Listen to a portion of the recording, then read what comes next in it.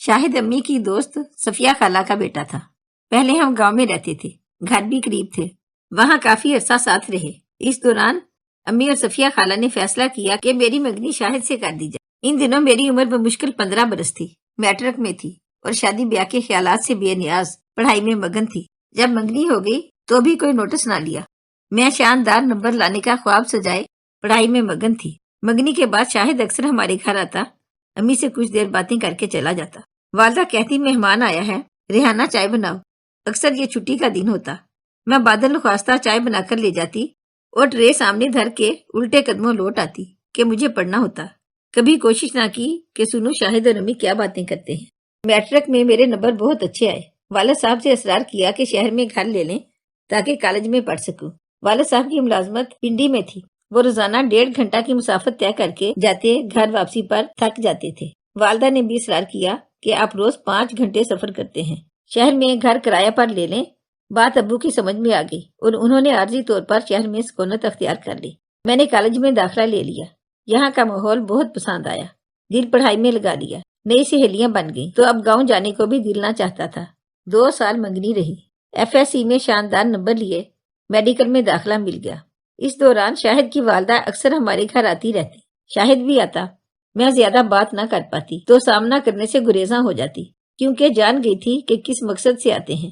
میں شادی پر تعلیم کو ترجیح دیتی تھی، امی جان ان کو ٹالتی رہیں، لیکن کب تک؟ بالآخر انہوں نے شادی پر زور دیا۔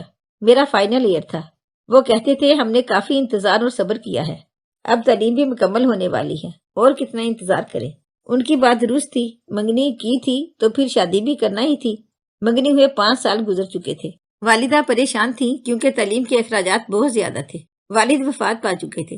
والدہ کو ماموں جان ہر ماہ کچھ رقم بھجواتے تھے، لیکن وہ ہمارے لیے ناکافی ہوتی۔ پہلے گاؤں میں تھے، ذاتی مکان تھا، شہر میں کرایہ کا مکان تھا۔ تاہم والد کی زندگی تک کوئی مسئلہ نہ ہوا۔ جن دنوں میڈیکل کے 4th ایئر میں آئی، ابو ایک حادثے کی نظر ہو گئے۔ اس ناگہانی مصیبت سے نمٹنے کے لیے خالہ صفیہ یعنی شاہد کی امی نے ہمارا بہت ساتھ دیا، قدم قدم پر ہمارے کام آئی۔ سچ کہوں، اگر وہ ساتھ نہ دیتی تو میری میڈیکل کی تعلیم ادھوری رہ جاتی۔ اب والدہ پریشان، کیا کرے؟ ادھر میں تھی کہ ہاؤس جاب کے بعد 4 سال کی مزید پڑھائی کے لیے معذر تھی تاکہ خصوصی شعبہ کی ماہر ڈاکٹر بن سکوں۔ ادھر خالد کا اصرار کہ شادی جلدی ہو جائے، بعد میں پڑھتی رہے گی، اسپیشلائزیشن شادی کے بعد بھی ہو سکتی ہے۔ امی نے کافی سمجھایا لیکن میں نے ہار نہ مانی۔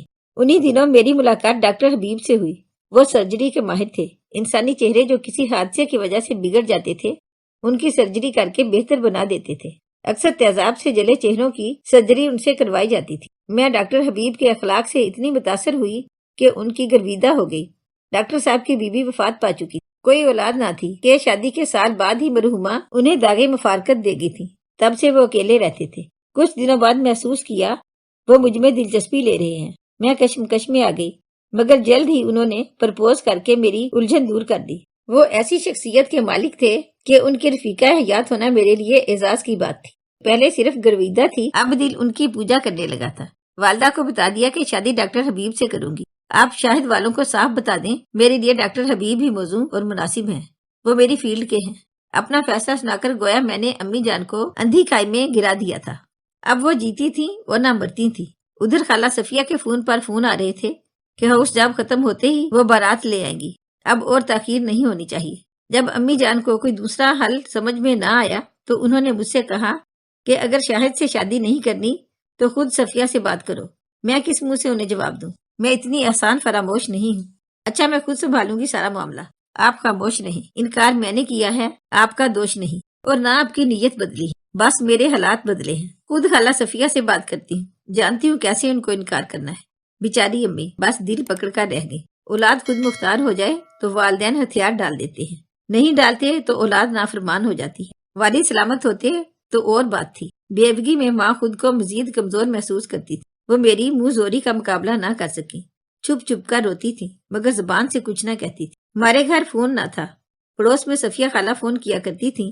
یہ میری کلاس فیلو کا گھر تھا جس کا نام شازیہ تھا، اور شازیہ میری گہری سہیلی تھی۔ میں نے اسے بتا دیا کہ اب اگر کسی وقت خالہ صفیہ کا فون آئے، امی کو نہ کہلوانا، مجھے بتانا، میں نے ان سے بات کرنی ہے۔ خیریت تو ہے؟ میں تو تمہارے ساتھ ہوتی ہوں۔ گھر پر امی فون اٹھاتی ہیں، انہیں کہنا پڑے گا۔ تب میں نے ساری بات شازیہ کو بتا دی۔ وہ بولی ہاں تم صحیح سوچ رہی ہو، کہاں ڈاکٹر حبیب اور کہاں شاہد جو محض بی اے پاس ہے، اس کا ڈاکٹر صاحب سے کوئی مقابلہ نہیں، تمہارا مستقبل ان سے وابستہ ہو جائے تو زندگی بن جائے گی، جذبات میں آ کر یہ بے وقوفی مت کرنا کہ اپنی زندگی کو بچپن کی منگنی پر وار دو، منگنیاں ٹوٹتی جڑتی رہتی ہیں، لیکن ڈاکٹر صاحب جیسا جیون ساتھی کسی خوش قسمت کو ہی نصیب ہوتا ہے، والدہ کی جذباتی سوچوں کے پیچھے یہ نادر موقع ہرگز نہ گوانا۔ شازیہ نے میرا مزید حوصلہ بڑھایا۔ اتوار کا دن تھا، میں تو اس کے گھر بیٹھی تھی، اچانک فون کی گھنٹی بجی، اس نے ریسیور اٹھایا، خالہ صفیہ کا فون تھا، میں سمجھ رہی تھی کہ وہ ریسیور مجھے تھما دے گی، لیکن اس نے یہ کہہ کر فون رکھ دیا کہ خالہ گھر پر نہیں ہے، جب آئیں گی تو آپ کی بات کرا دوں گی۔ میں شازیہ کا منہ دیکھنے لگی، وہ بولی بے وقوف پہلے سوچ لو کیا کہوں گی، ابھی فون پکڑا دیتی تو صحیح طرح سے بات نہ ہوتی، تم اچھا بہانہ سوچ لو، بات بعد میں ہو جائے گی، تم کوئی بہانہ بتاؤ، مثلاً یہ کہ تمہیں اسکالرشپ مل گیا ہے، مزید اسٹڈی کے لیے تم یو کے جا رہی ہو۔ نہیں بھائی، وہ معلوم کرا لیں گی، کوئی ایسا بہانہ ہو کہ بات ختم ہو جائے ہمیشہ ہمیشہ کے لیے۔ اچھا کل سوچ لیں گے، کل تو پکنک پر جانا ہے، تم چل رہی ہو نا؟ ہاں چلوں گی، تمہارا ساتھ تو دینا ہے۔ اس ساری گفتگو سے امی بے خبر تھیں۔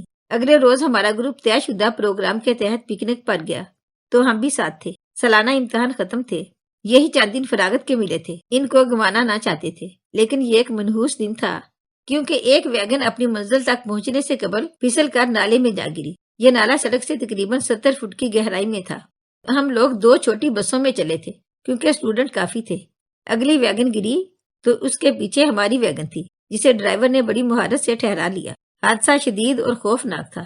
ویگن میں سوار تقریباً سبھی طلبہ طالبات لقمہ اجل بن گئے تھے۔ اللہ نے ہم پر کرم کیا کہ بچا لیا تھا، کچھ شدید زخمی بھی تھے۔ 1.5 گھنٹے کی جدوجہد کے بعد جب ویگن کو سیدھا کیا گیا تو پتہ چلا کہ جس کو شدید ضربات نہیں آئیں وہ ٹھنڈے یخ پانی میں پڑنے کی وجہ سے جاں بحق ہوئے تھے، کیونکہ اس نالے کا پانی برف کی مانند تھا۔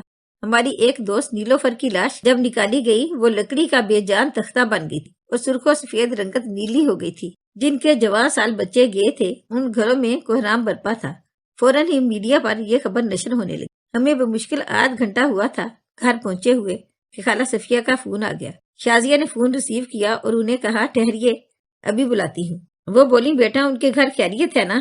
میں نے اس وجہ سے فون کیا ہے کہ ٹی وی پر طلبہ و طلبات کی بس گرنے کی خبر دیکھی ہے تو فکر ہوئی، اللہ کرے ہماری ریحانہ خیریت سے ہو۔ اچانک اس کے ذہن میں کوئی خیال کوندا۔ اس نے کہا خالہ جی اب تیسرے روز فون کر رہی ہیں، خیریت نہیں ہے؟ ریحانہ تو اسی دن اللہ کو پیاری ہو گئی تھی، بس اب تفصیل نہ پوچھیے، اتنا بتائی دیتی ہوں کہ خالہ کی حالت غیر تھی، ان کو کل اسپتال لے گئے تھے اور وہاں سے ان کے بڑے بھائی اپنے گھر لے گئے ہیں۔ ان کے بڑے بھائی کا گھر کہاں ہے یہ مجھے بھی نہیں معلوم، ہم خود پریشان ہیں، جب گھر آ جائیں گی تب بات کرا دوں گی، تب ادھر آئیے گا، اب تو گھر پر تالا پڑا ہے۔ وہ بیچاری ادھر تڑپ کر رہ گئی۔ شازیہ نے 2 ماہ ان کو ٹالا، بالآخر اپنا کارنامہ میرے گوش گزار کر دیا۔ میں تو حیرت کے مارے اچھل پڑی، یہ کیا کہہ دیا تم نے ان کو؟ او ظالم لڑکی، مجھے تو نے جیتے جی مار دیا۔ ہاں بھائی تو اور کیا کرتی، ان لوگوں سے تمہارا پیچھا تو چھڑانا تھا نا کسی طرح۔ تم نے ہی کہا تھا کہ بہانہ ایسا ہونا چاہیے کہ ہمیشہ کے لیے پیچھا چھوٹ جائے۔ اب وہ کافی عرصہ تمہاری امی کے پاس نہیں آ سکیں گی، ان کے خیال میں ان کے بھائی انہیں ہمیشہ کے لیے اپنے ساتھ لے گئے ہیں۔ ہم نے ٹھیک نہیں کیا شازیہ، سوچو کبھی امی سے ملاقات ہوگی تب یہ راز کھلے گا تو وہ کیا سوچیں گی اور امی پر کیا بیتے گی۔ اور تم نے بیچارے شاہد کے بارے میں تو سوچا نہیں کہ اس غریب کے دل پر کیا گزرے گی جس نے اتنے برس انتظار کیا۔ اس کو کوئی نہ کوئی لڑکی مل جائے گی بھائی، یہی دستور زمانہ ہے، وہ اپنی دنیا بسا لے گا، کون کسی کے لیے عمر بھر کنوارا رہتا ہے۔ میں نے بتا دیا ہے کہ تمہارے ماموں تمہاری ڈیڈ باڈی بھی اپنے گاؤں لے گئے ہیں تاکہ قبر پر فاتحہ کے لیے میرے سر نہ ہو جائیں۔ اف بھائی تم تو بڑی ظالم ڈاکٹر بنو گی۔ شازیہ تمہیں ذرا بھی رحم نہ آیا ایسا کہتے ہوئے مجھے مار دیا۔ ارے بھائی تم کو زندہ رکھنے کے لیے ہی تو مارا ہے، ورنہ درگور ہو جاؤ گی۔ اور مجھ کو ظالم ڈاکٹر مت کہو کیونکہ ڈاکٹروں کا ڈیڈ باڈیز کے ساتھ چولی دامن کا ساتھ ہے۔ اس نے مجھے لاجواب کر دیا، سمجھا بجھا کر میرا منہ بند کر دیا۔ اب ساری بات اپنے ڈاکٹر صاحب کو بتاؤ کہ جلدی سے رشتہ لائیں اور بیاہ کر لے جائیں، اس کے بعد چاہو تو بیرون ملک چلی جانا، وہ جا بھی سکتے ہیں اور تمہیں باہر بھی بھجوا سکتے ہیں۔ خدا کی کرنی انہی دنوں ڈاکٹر حبیب نے امی سے رشتے کی بات کی اور میرے دباؤ میں آ کر انہوں نے ہاں کہہ دی۔ جلدی سے امی نے نکاح بھی کر دیا کیونکہ میں نے کہہ دیا تھا اگر آپ نے اس معاملے میں دیر کر دی تو میں خود کورٹ میں جا کر نکاح کر لوں گی۔ میری رخصتی کے فوراً بعد امی از خود بڑے ماموں کے گھر پشاور چلی گئی کہ ان کا دل یہاں نہ لگتا تھا، گھر بھی کرائے کا تھا، وہ محض میری پڑھائی کی وجہ سے یہاں رہ رہی تھی۔ میں اپنی خوشیوں کے سفر پر روانہ ہوگی، لیکن اس حادثے کے بعد شاہد کی زندگی سے تمام حسن ختم ہو گیا۔ اس کے دل کے ارمان ٹوٹ گئے اور امی نے جو وعدے ان لوگوں سے کیے تھے اور محبت کا جو ہار خالہ صفیہ نے ایک ایک دانہ کر کے پرویا تھا، سب کچھ ایک جھٹکے میں بکھر گیا۔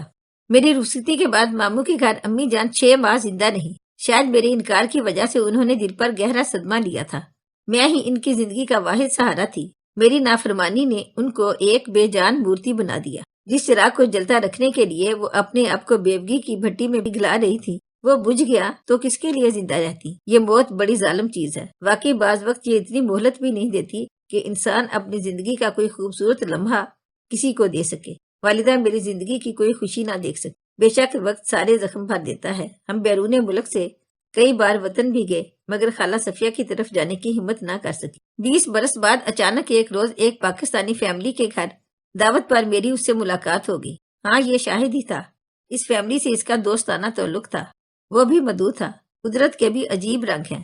ازل سے دنیا میں ان گنت لوگوں کو پیدا کیا، مگر کسی ایک کی صورت دوسرے سے نہیں ملتی۔ لیکن جب کسی کی صورت دوسرے سے ملتی ہے تو آنکھیں دھوکہ کھا جاتی۔ اس نے میزبان خاتون سے کہا، لگتا ہے ریحانہ دوبارہ زندہ ہو کر میرے سامنے آ گئی ہے۔ میں نے اس کی بات سنی انسنی کر دی۔ دعوت کے دورانیے میں اس سے دور رہی۔ تواضع کے بعد ہم زیادہ وہاں نہ رکے۔ میں نے خرابی طبیعت کا بہانہ بنا کر میزبان فیملی سے اجازت لی اور اپنے شوہر کے ہمراہ گھر آ گئی۔ رات بھر سوچوں کا شب خون مجھ پر جاری رہا۔ صبح فجر کے وقت نماز ادا کی اور اپنے رب سے معافی مانگی، کیونکہ مجھے معلوم ہو گیا تھا کہ شاہد نے ابھی تک شادی نہیں کی ہے۔ اپنی مگیتر کو وہ بھلا نہ سکا تھا۔ اگر آپ کو ہماری آج کی کہانی اچھی لگی ہو تو پلیز اسے لائک کریں، شیئر کریں اور مزید اچھی کہانیوں کے لیے ہمارے چینل کو سبسکرائب کریں۔ شکریہ۔